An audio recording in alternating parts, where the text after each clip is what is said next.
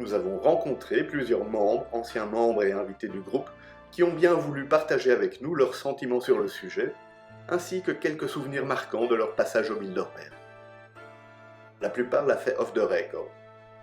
Le plus disponible à en parler ouvertement a été sans aucun doute l'homme d'État belge Étienne Davignon, qui a présidé le comité de pilotage des conférences de Bilderberg de 1999 à 2011. S'il est connu des plus jeunes en tant qu'homme d'affaires, il fut dans la première partie de sa vie un diplomate émérite et un grand commis d'État, d'abord au service de la Belgique, ensuite de l'Europe.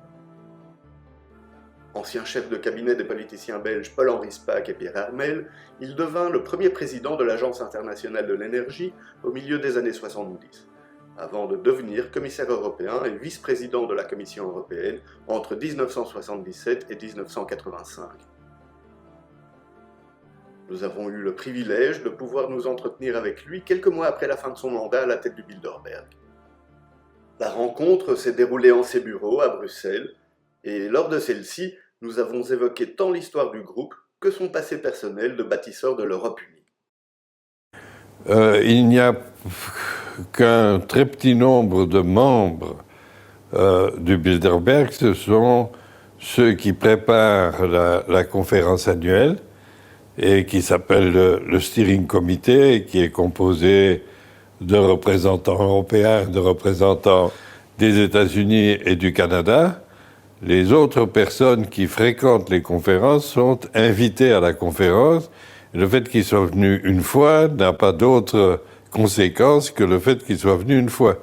Ils ne deviennent pas membres. Donc, le Bilderberg est, en ce qui concerne son organisation, une toute petite organisation. Il y a une seule secrétaire qui s'occupe de la logistique pendant la période, je dirais, de vacances, puisqu'il n'y a pas de conférence proprement dite, mais qui organise les discussions préparatoires pour fixer les programmes, s'assurer que les personnes que l'on invite à venir participer ou à participer aux discussions soient suivies. Voilà comment la structure se présente. Alors, la discrétion, elle est suivie parce que on veut que les gens s'expriment comme ils pensent et qu'il est important, quand on réunit des représentants officiels, que les représentants officiels puissent s'exprimer de manière tout à fait ouverte sans qu'on ne puisse les citer, puisque ce n'est pas nécessairement à la virgule près la même chose que ce qu'il dit sur le plan officiel. Et donc, il était important que la discrétion soit maintenue pour assurer la liberté de parole. Or, la manière dont les réunions sont structurées font que la liberté de parole est ce qui fait l'utilité et le charme des réunions du Bilderberg, parce que les différentes sessions commencent par une introduction faite par 2 ou 3 panélistes qui vont durer tous ensemble une vingtaine de minutes, et puis le reste de la réunion sera l'objet de questions ou de commentaires ou de réponses entre les participants et les panélistes. Et le temps d'intervention qui est donné aux invités est de l'ordre de 4 à 5 minutes, de manière à ce que ce soit extrêmement interactif et que ce ne soit pas une déclaration suivie de 3 ou 4 questions polies. Donc la discrétion était essentielle. Mais nous ne voyons aucune raison d'être plein de secrets sur qui a participé et de quoi on a discuté. Et comme aujourd'hui, la forme moderne est de d'avoir un site, nous avons eu un site. Précédemment, et nous le faisons toujours, mais c'est sur le site, nous faisions un communiqué à la veille de la réunion pour indiquer les sujets traités et ceux qui participent. Eh bien maintenant, plutôt que de faire un communiqué que les gens liront ou ne liront pas, ils ont accès au site sur ce qui a été l'objet de la conférence de l'année et ce qui a été l'objet des conférences antérieures. Le Bilderberg n'a pas de légitimité ni de développer une politique, ni de parler pour qui que ce soit d'autre que ses membres. Et comme ces membres ne souhaitent pas faire des déclarations et prendre des positions, chacun repart avec l'impression que la conférence lui a donnée. Mr. Coach, can I ask you a question, please? Have a nice flight. Thank you. Thank you. Mr. Sebrian, good day. Can you make a small statement for the press, please? Thank you so much. Have a nice walk. Mr. Likanen, hello. Can you give us just a comment on the meeting? How was the meeting? Let them say a good meeting what they tell. Okay, and how was the dinner yesterday evening?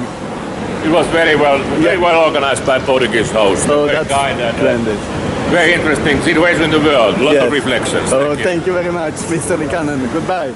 Tout à l'heure, vous parliez du steering committee et je voulais savoir quels sont les critères pour être sélectionné.